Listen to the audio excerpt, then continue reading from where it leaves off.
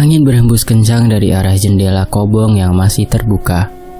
Gadis berambut sebahu itu tergerak untuk menutupnya dengan cepat. Ia menyibakkan rambutnya yang mulai menutupi matanya karena tersapu angin. Mata sayunya memandang keluar kobong yang terhampar pesawahan di sana. Gelap. Hanya ada beberapa titik cahaya dari pedesaan yang cukup jauh dari pondok Imah Sorga. Duh, dingin banget.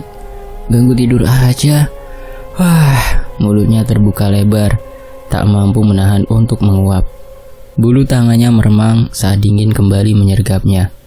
Daun jendela tertutup dalam sekali tarikan. Dijah! Hah? Hadijah sedikit menjerit ketika Oci menyahut dari belakang secara tiba-tiba.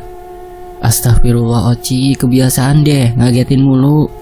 Sambungnya sembari mencibirkan mulut. Iya maaf, lagian Dijah malam-malam gini ngapain di sana? Gak tahu, nih jendela tiba-tiba aja terbuka. Dingin banget sampai aku terpaksa bangun. Oh ya udah, tidur lagi yuk. Masih jam 2 pagi. Aku juga kebangun gegara dengar suara keras dari sini. Maafin, tadi refleks. Jadi terlalu keras nutup jendelanya. Gadis itu nyengir kuda menampilkan deretan giginya. Oci tak merespon. Ia berjalan menuju teko, lalu meneguk segelas air. Sedangkan Hadijah sudah berada di bawah selimut dan menyamankan tubuhnya untuk segera tidur lagi. Tidur dengan posisi terlentang tidak membuatnya nyaman, sehingga ia beralih menghadap kanan dan menatap sahabatnya yang sudah terlelap dalam mimpi. Oci kuat banget, bisa tidur tanpa selimut. Tangan gadis itu terulur untuk menyelimuti tubuh sahabatnya itu dengan selimutnya yang berukuran cukup lebar, hingga bisa dipakai berdua. Khadijah mulai terpejam, namun seorang di belakangnya bergerak, membuat Khadijah harus kembali membuka mata.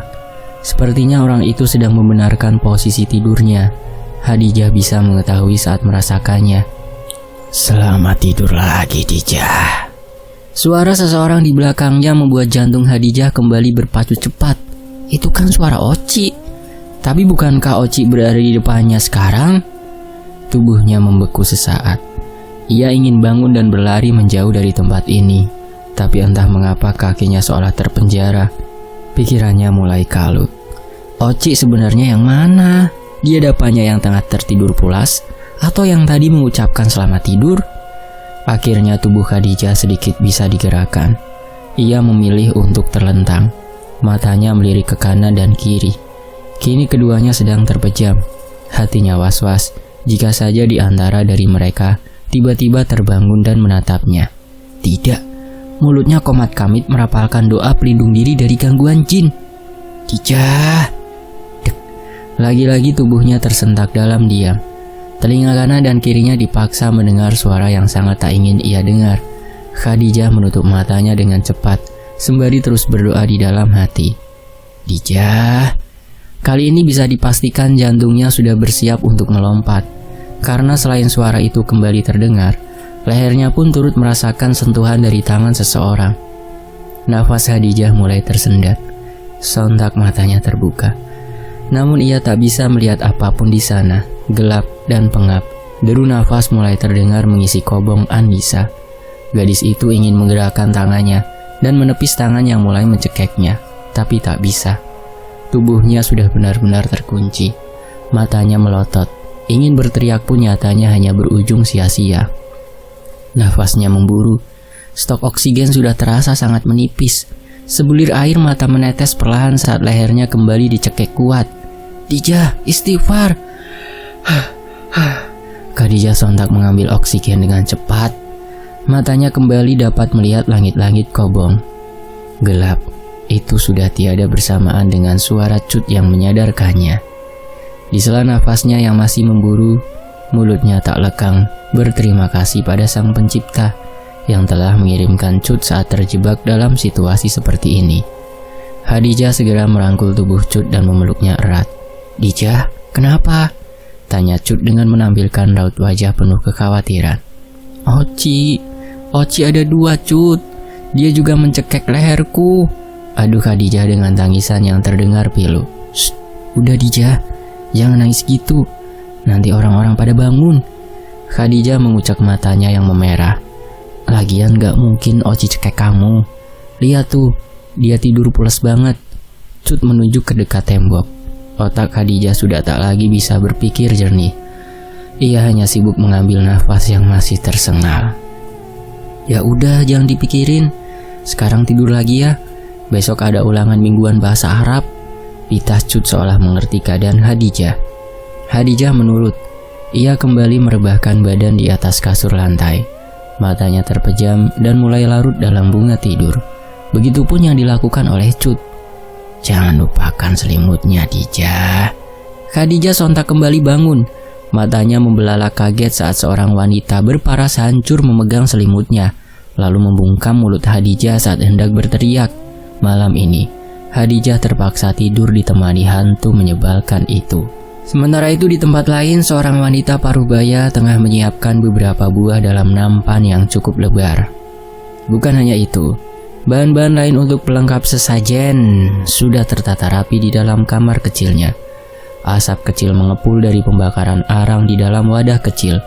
Bayangan api dari lilin-lilin itu seolah bergoyang mengikuti arah angin. Burada duduk bersila di depan sesajen yang dia buat, dengan mulut komat kamit, mengucapkan beberapa mantra pengundang jin.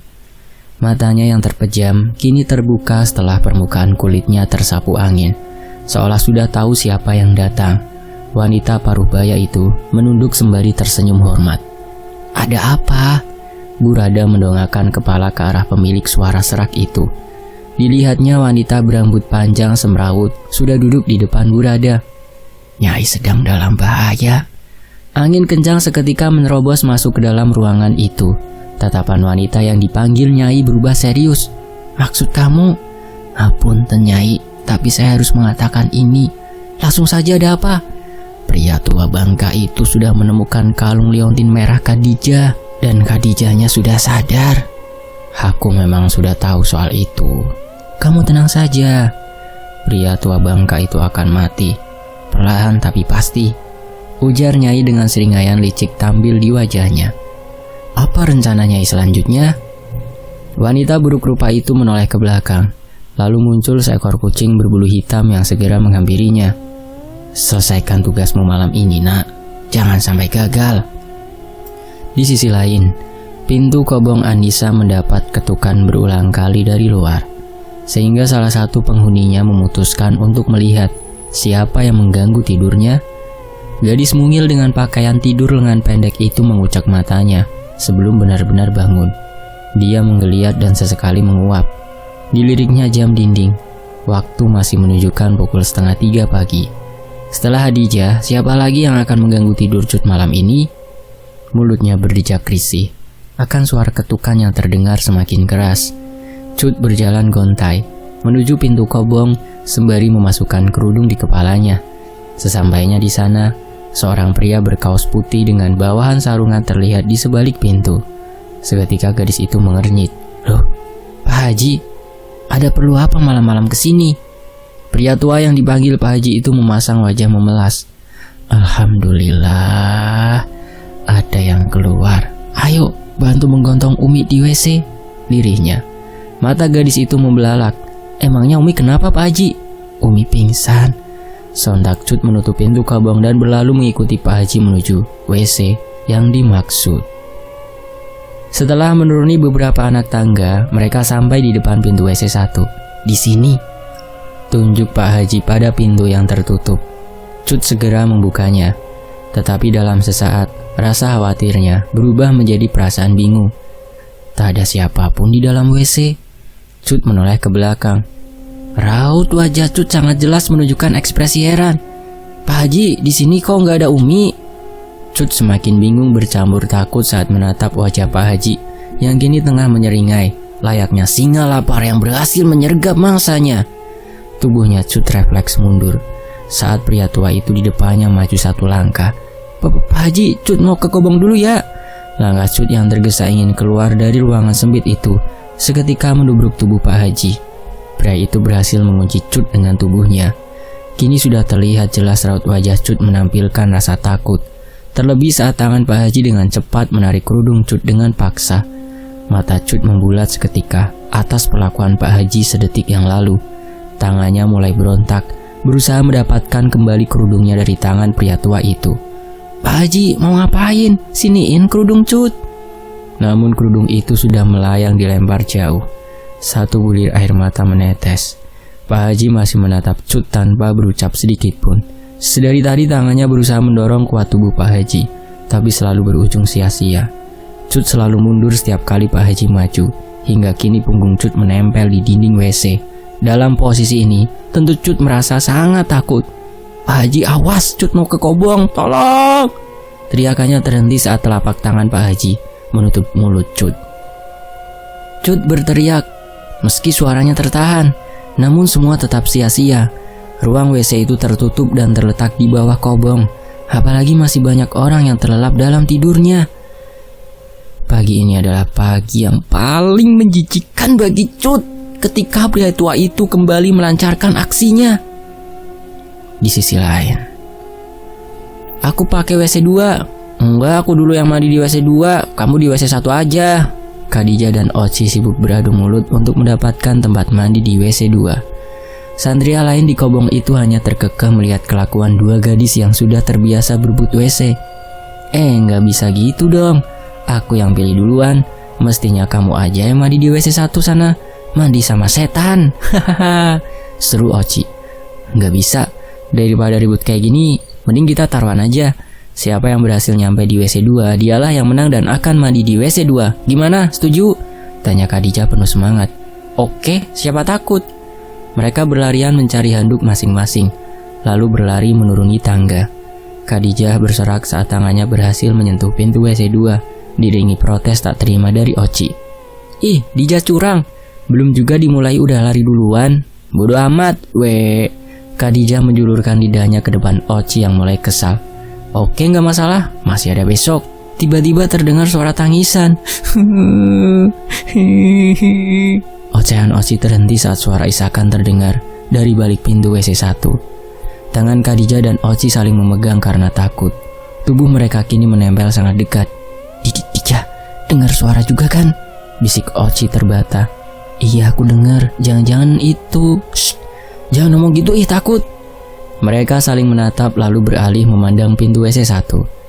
"Daripada kayak gini terus, mending kita lihat ada siapa di sana. Yuk," ajak Khadijah. Oci mengangguk pelan. Terlihat jelas bahwa dirinya tidak berani. Namun karena dorongan Khadijah, akhirnya mereka berhasil menyentuh daun pintu yang terbuat dari kayu yang mulai rapuh. Brak! Dalam satu hentakan pintu terbuka. Mata mereka sama-sama membulat terkejut atas apa yang dilihatnya. "Cut!" Mereka masuk ke dalam WC dan merengkuh tubuh basah Cut. Rambut sebahunya terlihat acak-acakan dan basah kuyup. Tubuh gadis itu menggigil dengan tangan memeluk lutut. Khadijah dengan cepat menutupinya dengan handuk yang ia bawa, lalu mengajaknya berdiri dan pergi ke kobong. Di dalam kobong Anissa, para santria terkejut melihat kondisi Cut. Mereka cepat menghampiri dan bertanya-tanya. Pagi hari sebelum berangkat sekolahnya, Khadijah dan Oci mewanti-wanti kakak santria yang sedang tidak kuliah untuk menjaga Cut. Kondisi Cut benar-benar hancur. Ia tidak mau makan dan tatapannya kosong. Namun bisa dilihat kesedihan terpancar jelas saat air matanya menetes dengan sendirinya. Ia menangis tanpa suara. Khadijah dan Oci benar-benar mengkhawatirkan kondisinya. Setelah berulang kali bertanya atas apa yang telah terjadi, tak kunjung mendapat jawaban. Khadijah kembali memberanikan diri untuk mengajukan pertanyaan. "Cut, kamu kenapa bisa sampai seperti... kami kayak ketakutan banget. Kenapa sih? Sini cerita aja sama aku," ujar Khadijah lembut. Lagi-lagi Cut hanya menangis. Kali ini dengan suara yang parau. Oci merengkuh lembut tangan Cut sembari mengusapnya perlahan. "Kalau masih nggak mau cerita nggak apa-apa kok. Lain kali aja ya." Oci memberikan senyum mengembang. Khadijah menghela nafas. "Ya sudah, kita berangkat sekolah dulu ya. Surat perizinan kamu untuk tidak masuk sekolah dulu udah dibuatin kok. Tenang aja." Khadijah dan Oci membenarkan tas gendongnya, lalu melangkah hendak pergi. Namun baru beberapa langkah, Cut membuka suara. "Tunggu!" serunya. Dua sahabatnya itu menoleh. "Kenapa, Cut?" Aku dilecehkan sama Pak Haji." "Apa?" "Bangsat itu Pak Haji." Di sisi lain, sepanjang perjalanan menuju sekolah hanya disuguhi dengan keheningan. Jalan kecil yang diapit persawahan di sisi kiri dan kanannya terlihat sepi. Hanya terdapat 3 orang pelajar. 2 di antaranya menundukkan kepala dengan kesedihan terpancar jelas di wajah masing-masing. 1 siswa lainnya pun hanya pelongo-pelongo melihat tingkah 2 sahabatnya itu. Pemuda dengan rambut yang disisir rapi sebagai ciri khasnya itu terlihat dilanda rasa bimbang. Semenjak kejadian di gudang sekolah, Dayat jadi pribadi yang tidak banyak bicara. Namun kali ini ia merasa harus bertanya. Dijah, Oci, kalian kenapa? Dan kayaknya ada yang kurang deh. Dia jelas sedang berpikir. Terlihat dari jari telunjuk tangan kanannya mengetuk-ngetuk pelipisnya. Oci menoleh tanpa semangat, lalu menunduk lagi. Ah iya, bidadariku yang gak bisa terbang kemana ya? Tanyanya. Sontak Oci menoleh padanya. Hah, siapa? Masa gak tahu sih? Itu loh, My Cut yang cute-nya salam gaib. Seketika Khadijah dan Oci saling menatap. Cut lagi sakit? Hah? Calon ibu dari anak-anak dan nenek dari cucu-cucunya A.A. Dayat yang ganteng ini sakit apa? Pekiknya mendramatisir suasana setelah mendengar kabar buruk itu. Entah mengapa Dayat kembali menjadi pribadi yang belak-belakan. Ih, lebay, cibir Oci. Coba katakan pada Dayat yang ganteng ini, kenapa Maicut bisa sakit? Hah? Ini semua karena Pak Haji. Geram Khadijah sembari mengepalkan tangan. Maksudnya gimana ini? Ngomong yang jelas kenapa? Cut dilecehkan sama Pak Haji. Potong Khadijah membuat mulut Dayat membentuk huruf O. Hah? Kok bisa? Sementara itu, suara minyak goreng yang dikenai olahan terigu dan sayur kol di atas wajan terdengar, menambah kehangatan di pagi hari. Beberapa orang sudah mengantri di warung Burada untuk membeli gorengan. Burada, beli bala-balanya 5.000, dikasih saus tomat di atasnya ya, seru salah satu santriah yang baru saja datang. Siap Neng, jawabnya sembari terus membolak-balikan gorengan di dalam minyak panas yang mulai matang. Di sana ada sekitar 5 orang pemuda yang masih berstatus santri di Pondok Ima Surga. Umurnya bisa diperkirakan kurang lebih 21 tahunan. Masih kuliah. Juga 3 gadis berusia sama pun status yang sama tengah mengobrol ria. Nih, Neng, dah mateng, seru Burada pada salah satu gadis sembari menyodorkan sekantong bala-bala. Ini Bu uangnya, makasih ya. Gadis itu hendak berbalik badan dan pergi, tapi Burada menghentikannya. Neng, iya kenapa Bu? Uangnya kurang ya? Enggak, Neng Santria Kobong Anissa kan? Gadis itu mengangguk. Iya, Ibu dengar-dengar katanya salah satu santria dari Kobong Anissa ada yang dilecehkannya sama Pak Haji. Apa? Sosor para pemuda yang mendengar ucapan Burada. Ketika gadis itu saling melempar tatapan. Iya, kita nggak nyangka kok bisa Pak Haji berbuat seperti itu ya? Hah? Jadi kejadian itu terulang lagi? Tanya Burada dengan raut wajah seolah tak percaya. Terulang lagi? Jadi ini bukan kali pertama? Iya, beberapa tahun yang lalu Pak Haji pernah berbuat bejat pada santriahnya, tapi dirahasiakan. Kenapa dirahasiakan? Kenapa nggak dipenjara aja? Sungut salah satu pemuda. Teman-teman, tapi ini fitnah dari Burada atau emang kejadiannya? Ya udah, kita lanjutin dulu aja ya. Seperti apa ya? Jangan ambil keputusan dulu nih. Maaf Pak Haji, tadi saya ngumpat Anda. Maaf ya. Yuk lanjut. Dulu sempat mau dimasukin ke penjara Pak Hajinya, tapi entah kenapa keluarga santriah itu malah memaafkannya. Loh, kok gitu sih? Sekarang kan jadi terulang lagi. Ini nggak bisa dibiarin. Kali ini Pak Haji harus ditangkap. Ucap pemuda berpeci hitam menggebu-gebu. Burada menghela nafas. Maka dari itu, kenapa pondok ini santriahnya selalu sedikit? Ngomong-ngomong, siapa namanya? Cut, namanya Cut. Jawab gadis yang memegang kantong berisi gorengan. Apa? Cut anak SMA itu? Sosor pemuda yang berpeci hitam. Abdul, gadis yang mau ente ajak nikah malah diduluin sama Pak Haji. Gimana dong? Sambungnya sembari menyikut teman sebelahnya. Pemuda yang dipanggil Abdul itu ternganga. Ya Allah, nasib anak kok buruk banget sih. Terlihat kekecewaan hadir di wajahnya. Kasihan, mana masih muda. timpal pemuda lain sembari menepuk bahu Abdul. "Itu dia orangnya." Burada menunjuk Pak Haji yang baru saja datang. Wajah pria tua itu berubah menjadi sangat kaget dan bingung saat melihat tatapan tajam dari para muridnya. "Kenapa?" tanyanya. "Alah, Pak Haji sok polos. Udah bau tanah saja masih banyak tingkah," sungut Abdul dengan amarah yang tak lagi bisa ditahan. Temannya menimpal. "Apa sih yang ada di otak Pak Haji? Ya Allah, nggak nyangka orang yang sangat kami hormati selama ini malah berbuat bejat sama santriahnya sendiri." Maksud ente naon? Maksud kalian itu apa? Siapa yang bejat?" "Pak Haji, sudahlah, di umur yang sudah tua harusnya banyak bertobat." Burada sengaja mengompori. "Aku juga jadi takut, makanya tadi pagi semenjak tahu Cut dilecehkan sama Pak Haji, aku langsung telepon mama buat jemput. Mau pulang aja deh," ujar gadis yang membawa kantong berisi gorengan yang langsung diberi anggukan dua temannya. "Iya, aku juga." Keheula, aya naon ieu teh? Maksudnya Cut dilecehkan siapa? Ini fitnah," kata Pak Haji. Masih aja ngelak. Tanya aja sama Cut sana." Pria bersorban putih itu berjalan meninggalkan warung Burada dengan tergesa. Sesampainya di kobong Anissa, Pak Haji melihat salah satu santriahnya sedang berdiri di ambang pintu. Gadis mungil itu terkejut setengah berteriak, lalu berlari ke arah kakak santriah. "Kak, tolongin Cut, dia mau nyiksa Cut lagi." Cut terlihat sangat ketakutan. Ia berlindung di belakang Rahma. Rahma yang melihat Pak Haji hendak masuk ke dalam kobong, sontak menghentikannya. "Pak Haji, mau ngapain kesini Jangan deketi Cut lagi. Gak puas apa?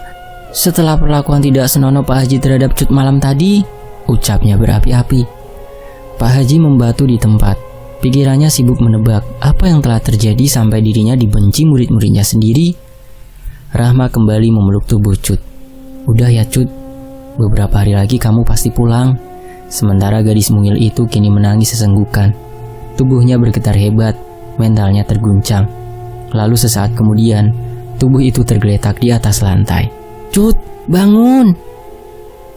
Di sisi lain, lapangan pondok yang tak begitu luas kini mulai padat oleh para santri dan santriah. Koar-koar suara mereka terdengar mendemonstrasikan tuntutan pada sang pemimpin. Masing-masing menggendong dan membawa tas yang terlihat penuh. Tidak sedikit pun terlihat letih pada wajah mereka, meski waktu sudah menunjukkan pukul 11 siang. "Pak Haji, cepat keluar!" seru seorang santri yang spontan diikuti santri yang lain. "Kami meminta pertanggungjawaban atas kelakuan Pak Haji yang tidak senonoh." "Betul, Pak Haji jangan malah sembunyi dong!" Teriak demi teriakan terus terdengar hingga keluar sang penghuni rumah, Pak Haji dan istrinya. "Ada apa ini?" "Alah Pak Haji, jangan sok polos. Kita tes semua udah tahu kalau Pak Haji itu seorang predator para santriahnya sendiri," sungut pemuda yang sama dengan menggebu-gebu. Umi yang berada di samping Pak Haji seketika terkejut. Jaga omonganmu nak. Pak Haji tidak mungkin berbuat zina, apalagi pada santriah sendiri." "Tapi ini fakta Umi, Cut sudah menjadi korbannya." Umi menatap mata sang suami lamat-lamat, mencari sebuah kejujuran di sana. "Apa itu benar?" "Tidak Umi, kapan aku melakukan hal itu? Dari semalam kan ada yang menjaga Umi." Ucapan Pak Haji nyatanya tak membuat para santri yang mendemo diam, justru malah semakin ricuh. "Pak Haji harus melaporkan diri pada pihak kepolisian, atau kita semua akan pulang dan membakar pondok ini." Mereka mengaum diikuti kalimat takbir yang menggema. "Astagfirullahaladzim, apa yang kalian lakukan? Ini bisa dibicarakan baik-baik. Mungkin saja memang hanya salah paham," seru Umi. "Lagian memang benar, dari semalam Pak Haji menjaga Umi karena perut Umi masih sangat sakit," sambungnya. Seketika para santri itu terdiam, sampai Abdul ikut bersuara. "Mending kita tanyakan langsung pada Cut." "Ya sudah, ayo." Pak Haji dan Umi berjalan di depan diikuti para santri. Namun langkah mereka tiba-tiba terhenti saat melihat pemandangan yang membuat mereka semua meringis. "Astagfirullah Cut, apa yang mau kamu lakukan? Turun cepat!" teriak Umi pada gadis mungil yang tengah berdiri di bibir lantai 3 dengan penampilan acak-acakan. Tanpa pikir panjang, Pak Haji segera berlari hendak menghampiri Cut, namun diurungkan. "Cukup, jangan ada satu orang pun yang mendekat. Biarkan kalian semua menjadi saksi berakhirnya hidupku," liris Cut dengan air mata yang menderai. "Istighfar kamu Cut, ingat pada Allah. Bunuh diri bukan malah menyelesaikan masalah. tapi akan menambah masalah dan dosa. Cut mengusap air matanya. Aku tidak peduli, hidupku sudah benar-benar hancur. Orang tuaku sudah membuangku ke sini dan di sini aku pun hanya mendapat pelecehan. Aku sudah kotor, aku kotor. Jikapun aku mati, takkan ada satu orang pun yang merasa kehilangan. Tangisnya kembali pecah. Kali ini lebih keras dan semakin terdengar pilu. Cut, dengarkan Umi. Kita semua sayang sama kamu. Kamu tidak bersalah. Kamu hanya korban. Dan Allah tak akan mengampunimu jika sampai melakukan hal ini. Ayo turun. Kita semua sayang kamu. Lirih Umi. Namun pendengaran Cut seolah sudah ditulikan. Ia semakin memajukan badannya dan melangkah perlahan. Semua orang mulai panik dan tak sedikit orang yang menjerit. Cut terus mempersempit jaraknya dengan sisi lantai. Matanya terpejam. Tangisnya terdengar lebih kencang. Cut jangan! Teriak Umi dan pluk. Semua orang tercengang seketika. Mata mereka sibuk mencari-cari tubuh Cut. Plak! Sebuah tamparan terdengar memilukan. Istighfar Cut, apa kamu sudah gila? Ha? Jawab! Lagi-lagi Oci menampar pipi Cut karena malah menangis dan tidak menjawab. Tangisan Cut pecah begitu saja saat berhasil memeluk sahabatnya itu. Oci melepas pelukan. Apa kamu sudah gila? Tanyanya dingin dengan tatapan fokus ke depan. Tetap tidak ada jawaban. Oci menggujang tubuh Cut. Kenapa diam? Ayo jawab Cut. Sementara itu orang yang dicekoki pertanyaan malah menangis lebih kencang. Di lantai 3 tanpa atap ini, angin berhasil membuat air mata Oci menetes. Ia menatap lamat-lamat ke arah Cut. Lihat aku Cut, lihat aku. Mata sembab banjir, air mata itu kini menatap Oci. Siapa yang bilang gak ada yang sayang kamu? Siapa yang gak akan ngerasa kehilangan kalau kamu gak ada? Siapa? Bentak Oci sembari terisak. Aku gak punya siapa-siapa lagi, Ci. Dan aku udah gak pantas hidup. Lirih Cut diiringi isakan memilukan. Oci lagi-lagi menampar pipi Cut membuat si empunya pipi mendongak. Selama ini kamu menganggapku apa Cut? Aku sama Khadijah dan semua orang di pondok ini adalah keluarga. Kita ini sayang sama kamu Cut. Dan sekarang kamu bilang gak punya siapa-siapa? Sadar Cut, kamu kemana aja? Apa kamu selama ini hanya menganggapku sampah?